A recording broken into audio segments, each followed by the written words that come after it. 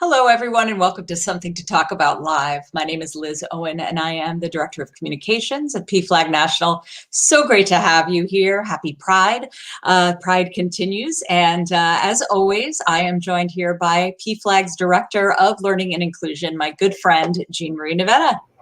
Hi, Liz.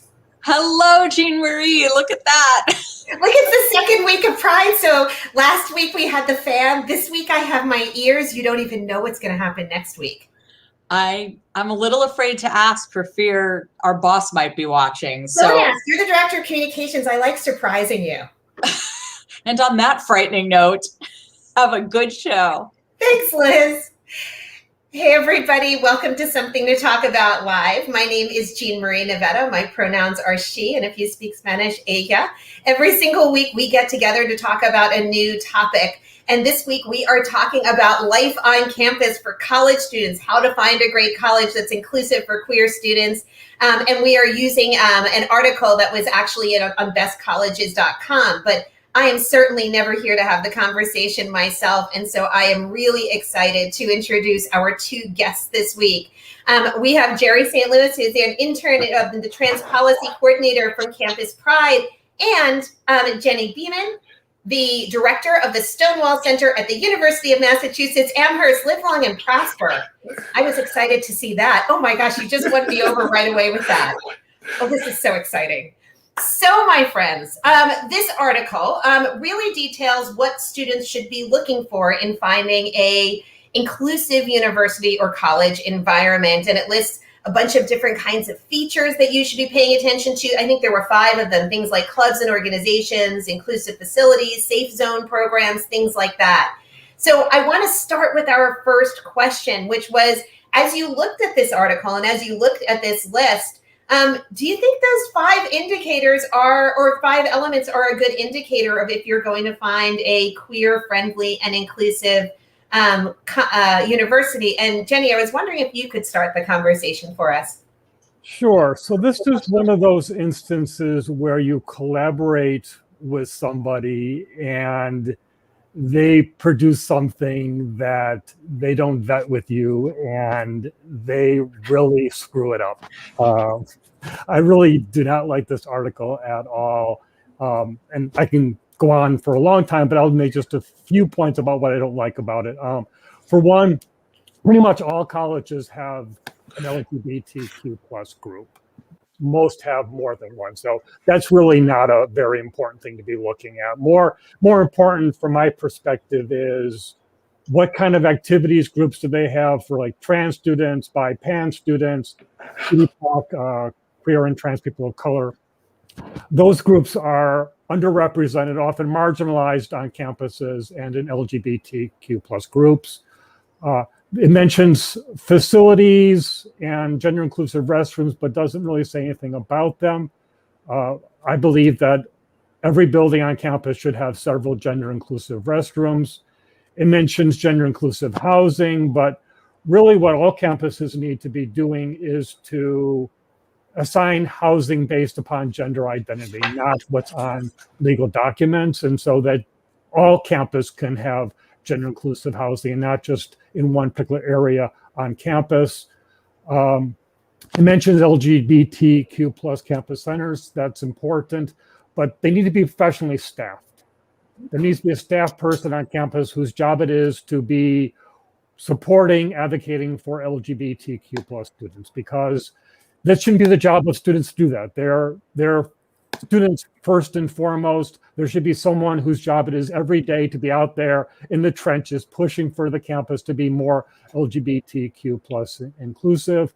All of the campuses that are considered to be the most LGBT supportive, all of them have professional staff people whose job it is to be supporting LGBTQ plus students. Having an advisory group, which is one of the recommendations, really is not that important. An advisory group is going to meet maybe once, twice a semester. Really having someone whose job day to day is supporting LGBT students is really what is most critical. In the code of conduct area, really what needs to happen there, which is not specified, is that non-discrimination policies need to include gender identity need to include sexual orientation as protected classes, and that misgendering by faculty and staff of students needs to be treated by campuses as a Title IX violation, as being a form of sex discrimination, and that needs to be prosecuted very vigorously, and that's not even mentioned either. And a couple of things I'll just mention that aren't even, not even in the article. The need for there to be LGBTQ plus supportive physical and mental health care.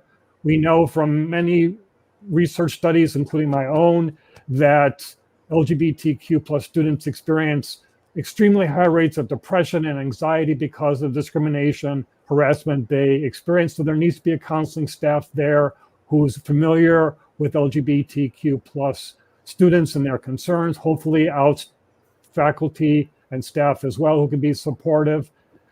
And there needs to be also, for those students who are transitioning, there needs to be medical providers who can help them through that process, be able to get hormones on campus, to have hormones and surgeries be covered under student health insurance. That's not mentioned at all either.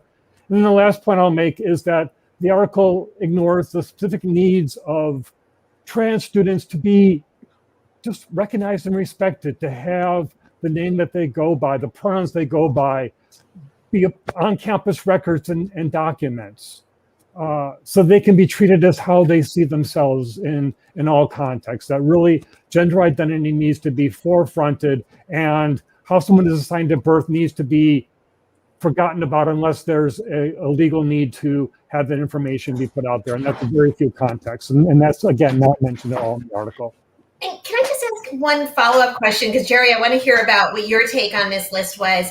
But you mentioned about housing and doing housing based on gender identification rather than assigned sex.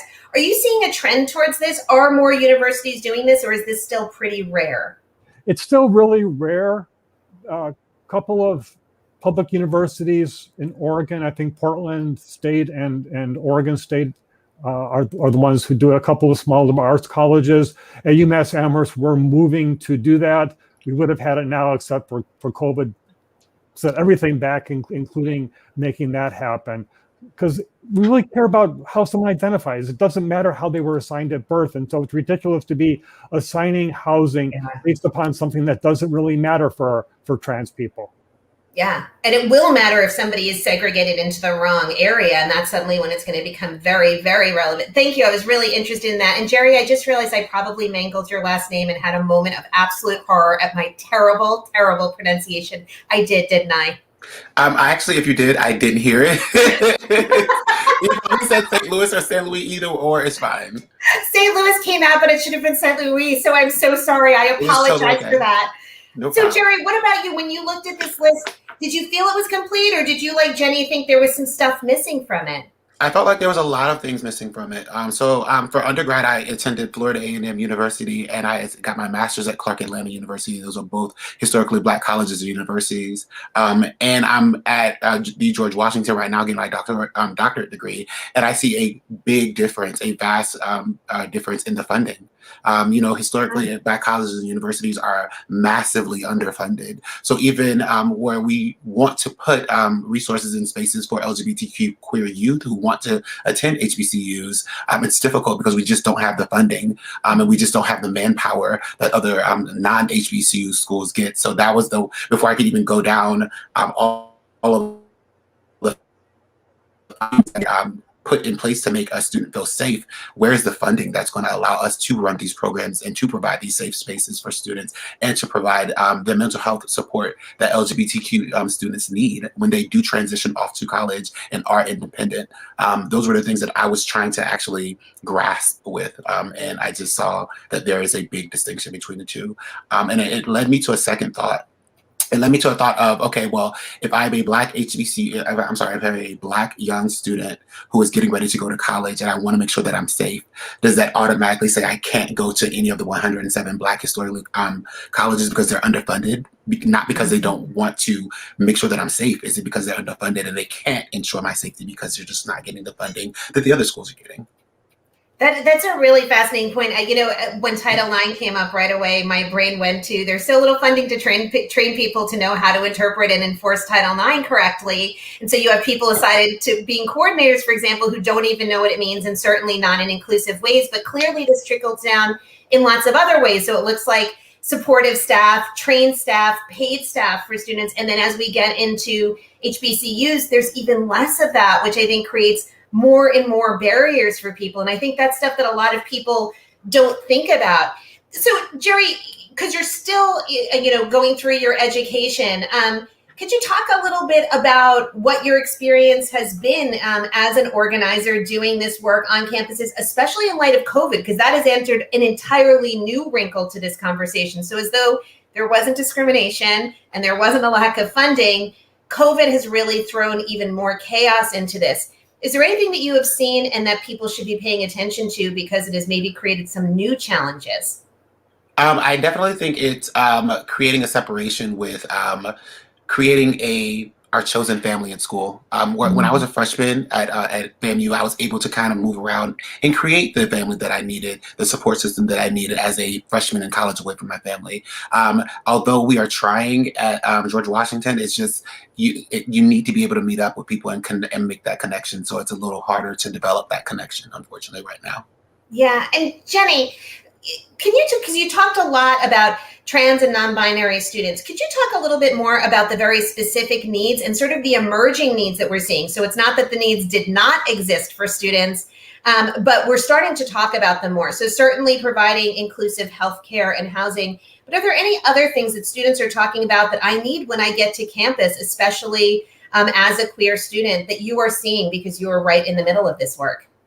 Yeah, so what I would say that where things are with COVID is, students are just, in general, all students are a lot less engaged. This is actually what Jerry just said, are not connected, don't have the sense of support of a community of a sort of chosen family to be there for them. And LGBTQ plus students, particularly trans students, really feel a lack of sense of belonging on college campuses in the best of times. And it's just gotten so much worse during the pandemic for trans students just feeling completely disconnected and not having the support. And that's often really hard for some trans students because they don't have the support at home. Yeah. For a lot of students who are LGBTQ plus, particularly at this point, the T students, look forward to college if they're going to college, and if they're going away to college, to be able to finally be themselves after years, maybe a decade or more of having to hide who they are, of not really be true to themselves, finally can be on their own and be able to explore their gender identity, and then are stuck home for a year and a half.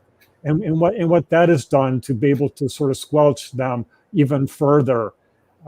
It's going to be a real challenge for all of us in higher ed, I think, for this coming year, to really not only support first-year students who, as seniors in high school, had this experience, but also for our first-year students who were either on campuses and didn't have much going on, didn't have a chance to connect with many people, had to keep their distance literally and figuratively, or were just completely remote for that period of time and really don't have the connections with campus and with folks on campus, and don't really have a sense of belonging on campus at all at this point.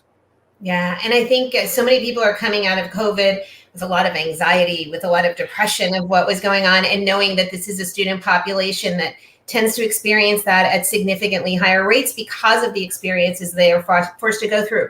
I want to ask you both about a topic that is very dear to me, which is looking at curriculum. That was not mentioned at all in this article.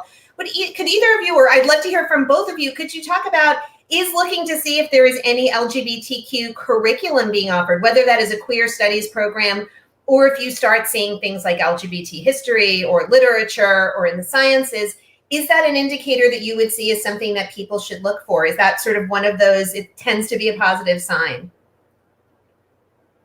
I would think that would be a great sign. I think it would be very supportive to see that in the programming. Again, but I also don't want to leave out the schools that want to do those things, but just can't afford to do those things. So I do think that it would be nice and supportive, but not all schools have the funding or have the resources to provide that service. Yeah.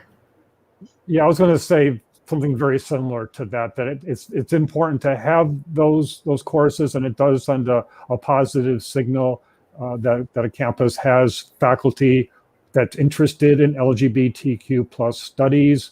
Oftentimes, those are courses that are taught by out faculty, so that's important to have faculty who can be mentors and role models. But as Jerry said, a lot of campuses don't have the means to be supporting faculty whose line is to be doing research in LGBTQ plus studies. So I would not necessarily hold that against an institution if they don't. I think a bigger issue is just curricular inclusion. Do courses in different fields like sociology, history, psychology, where it makes real good sense to be including the experiences of LGBTQ people. Are they actually doing so? Yeah. And that is an opportunity I think lots of places have. Even if you don't have the dedicated classes, there are ways to be inclusive, but it again needs to be a priority to people. So the article, it was certainly written primarily for students to look at and to sort of have this checklist. But I want to talk about supportive parents, because a lot of parents are really concerned. I mean, sending your kids off to school is intimidating no matter what. There's a lot of things people worry about. So what kind of recommendations do we have for parents? I want to know very specifically, what questions should parents be asking, especially parents who are supportive of their queer kids, especially their kids who are out? What sort of things should they be looking for? And I also want to know, what are some of those red flags too? If there's something that you see or hear, what should maybe either make you ask more questions, or maybe look in another direction? And maybe, Jenny, we could start with you and then talk to Jerry. Yeah, I have a lot of suggestions. First off, look at the Campus Pride Index. Most of the schools who are considered to be the most LGBT supportive are listed. I would say, to going to the red flag aspect, stay away from any college that does not list its campus LGBT resources on its website. That doesn't take a whole lot to do. And if they're not listed, or they're few listed, it shows a real lack of commitment to LGBTQ plus students. I would also say to stay away from any college that does not have an LGBTQ center or some sort of support person whose job it is to be providing support to LGBTQ plus students, because that again demonstrates a commitment that shows that a college is concerned about LGBTQ plus individuals. If there's no one doing that work, chances are that work is not being done, or is being done piecemeal by students who are struggling with so much else in their lives to try to make that happen. If there is an LGBTQ plus center on campus, or staff people whose job it is to support those students, be talking to them. Find out what the campus climate is like. I'm always happy to talk with parents. I can't tell you just how wonderful. I've been doing this work for 20 plus years, and I can still remember the first time a parent of a gay child came into my office wanting to know what the campus was going to be like for their gay son. I was just blown away, because I never, this was like 20 years ago. I had never experienced having that situation. And of course, after that ensuing years, that was a more common experience. And then when the same thing started happening with the parents of trans kids, of having them come into my office and be asking those kind of questions, I just loved it to see that there's that kind of support, that they're fighting for their kid to get the best possible education and the best possible support as a LGBTQ plus person. So I love it when parents reach out to me. So don't be afraid to reach out to whoever on campus is doing the LGBTQ plus work to really find out what's going on. And I would also say, don't ignore the local community. In looking at a campus, it's great to know what resources they have, what supports are there, But students are going to be off campus as well. They may be living off campus after their first year or two. So they need to be able to feel safe and comfortable going off campus. So look at what it's like to be living in whatever city or town that the campus is in. Thank you. That's a really interesting point about looking not just at the campus, but the environment around it, because campuses are typically assumed to be pretty progressive, more inclusive, but it doesn't always mean that the communities around them are necessarily safe. And I think that's a great point. I also like your point to ask questions, like reach out to people and literally ask the questions. And how lovely is it that we have so many parents asking the right questions to us? So Jerry, what do you think? What do you think parents should be looking at? And I also throw in a few things for students too, if because a lot of these parents who are supportive are having conversations with their kids. So what things should people be looking for to you? So I kind of wanted to piggyback off the community aspect as well.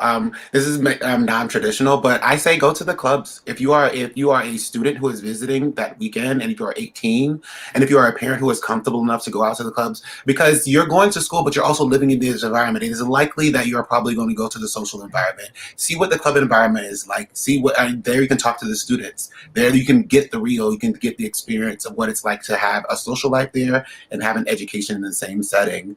Also go on campus and ask the students questions, see what it's like to actually be on campus, and see if you see students that may identify as the same way as you. And I think creating that connection prior to getting there. I know that some schools have usually a summer program or an earlier program where you can have a small experience before you actually go into the school, and see if that is an option for you. And just connect with your local people who have gone to that school. I know that there's usually some high school connections that you may have with somebody who has gone to the high school before you. Ask them what their experience is like, even if they're not queer, and ask them what the queer life is like, because they may know themselves. I actually have a question. I was wondering if one of you can answer this. Would you also ask about how campus security or campus police are trained? Would that be a question worth asking? Because I think there are a lot of challenges in a lot of different ways without going too deeply into this. But would that be an appropriate question and something that might be kind of telling about what is going on that campus? Yes, absolutely. I would ask that. And I would also Google the school. I always Google the school and put LGBT issues or LGBT concerns. And if something pops up, I read it. Hopefully nothing pops up, but you'd be surprised. Google and Reddit has a lot of information on there before you even go to the schools. Yeah. Definitely. At UMass Amherst, I train our police fairly regularly about LGBTQ plus concerns. That's not common on many campuses that goes on. So finding out what the public safety or police on that campus, what their training is and what people's experiences are with them. I love the idea of Googling and see if there anything comes up about any incidents that may have taken place, like any hate crimes that may have taken place on that campus, for example. Mm-hmm. And how it was handled, how the school officially responded, how students, I think that response stuff is really, really telling. There was a really interesting question that came up in the chat, and I'm going to read it to both of you because I think we are primarily talking about four-year schools, and yet that's really exclusionary to students who do two-year programs or perhaps trade schools. So do you have any specific recommendations at what to look at if you're looking at things like community colleges or trade schools? So where maybe there isn't a living on campus environment, does it look a little bit different in those spaces? It does look different because oftentimes you're not dealing with a residential situation. You're not dealing with like healthcare provided on campus oftentimes. So the resources are much more limited. The student affairs offices are much less robust. There may be a couple people who are in student services there. So a lot of the issues, a lot of the need for support comes up in the classroom context because students are mostly on campus to be taking classes, and that's it. So really you want to focus for community colleges on what the classroom environment is like and what the institution is doing to make sure that particularly trans students are being respected in the classroom. So make sure that whatever name they use for themselves is what appears on course rosters, for example. Make sure that pronouns are respected. Make sure that there are out faculty who can be supportive of trans students and LGBT students in general, I would say. Yeah. And Jerry, anything that you want to add on to that? I just want to completely agree with what you just said. I definitely agree. I will always say visit the schools as well. I think sometimes having that face-to-face interaction pre-COVID would also give you a nice feel of how the interaction would be with the school, and if you would be supportive, or if there are people who identify the same with you. Absolutely, absolutely. And Jerry, I wanted to ask you. You mentioned all the programs that you've been doing, so you've been doing your education for a while. Could you just talk a little bit about how you have seen things evolve? I mean, you've been in school for now several years. Are you starting to see changes? Is this conversation becoming more mainstream, or does it still, to you, need to be driven by queer students, queer faculty, supportive parents, or is this bubbling up more in a mainstream conversation? I'm seeing it bubbling up more in a mainstream conversation. I just think I would like to see more representation. I just want to see more of my people sharing our aspect of it, and just to actually share what they're going through. So, because I think that's this aspect that's probably a little bit missing. Yeah, and to talk about it, I think, across different dimensions. Because again, we're trying to take this in a single thing, and I'm so glad you brought up HBCUs, because it reminds us that we're not just talking on one plane of difference. We're talking on many, and trying to understand that is different.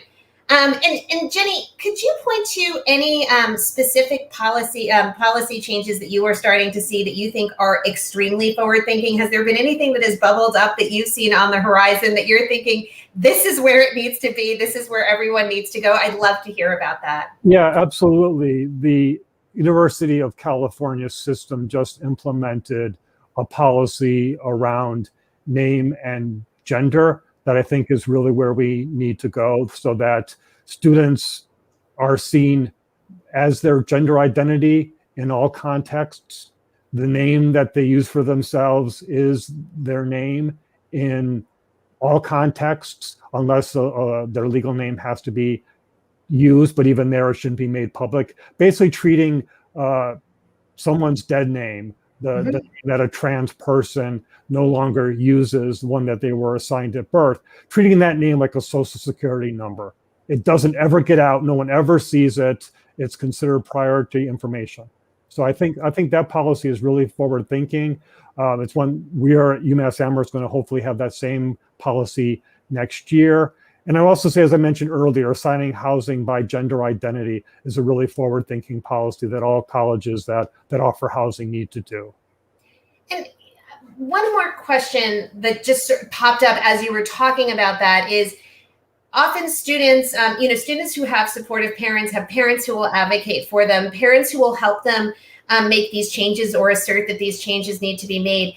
Can both of you, just as we start wrapping up, give some advice to students maybe who don't have supportive families, who need to have these conversations and make these negotiations in the absence of a supportive family? And even in cases, so let's talk about name policy, where families don't necessarily know yet. Do you have any recommendations either for ways that they should approach it, or resources that you know of that you think would provide them with some guidance? Because it is daunting to get into this. Starting university is daunting, never mind trying to start university and in some ways almost start your life. The Campus Pride has the Campus Pride Ultimate Career Guide. I would say start there. It has a list of questions you should ask yourself and ask about the campus, and it kind of guides you in the right direction for both HBCUs and non-HBCUs. Oh, fantastic, fantastic. So definitely check out that Campus Pride. Jenny, any suggestions from you? Yeah, I would say it is daunting and it can be scary. I would say if you're an incoming student or whether it's a first-year student, transfer student, talk to other students.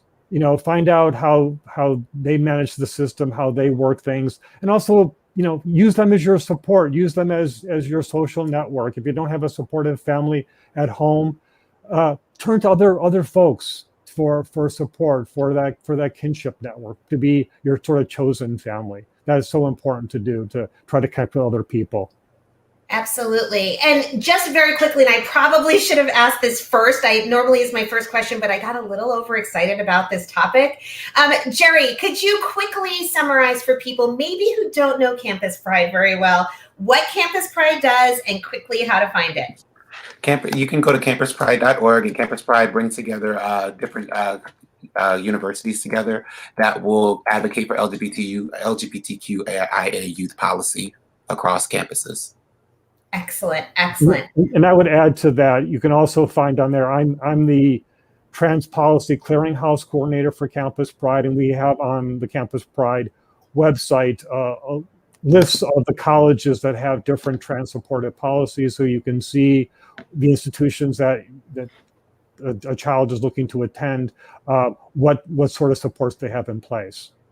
Thank you so much. And I noticed that in the questions, people wanted to know what the best school to go to is, and it probably depends on what you want to do and who you are. So please, everybody. Amherst. There's going to be a throwdown before this is over. I can feel it coming. I love this. Thank you both so much. Please get a Campus Pride. Check out that list. Ask the right questions. Assert yourself because you deserve to have a great campus experience. Jenny, Jerry, thank you so much for spending time with us and answering questions. And please, if we ever have anything you want to talk about, let us know because we'd love to bring you back. Thanks. We'd love to be back. Thank you. Well, everybody, that gets us through another week yet again. We will be back next week. I will ostensibly have more offensive rainbow garb to scare Liz with, but it's kind of fun. So as we wrap up every single week, we remind you to run fast, to laugh hard, and most of all, be kind. If you need support, please visit us at pflag.org. We would love to support you because we are everybody's family. Have a great week. Please get vaccinated, do the right thing, and we will see you very soon. Bye, everybody.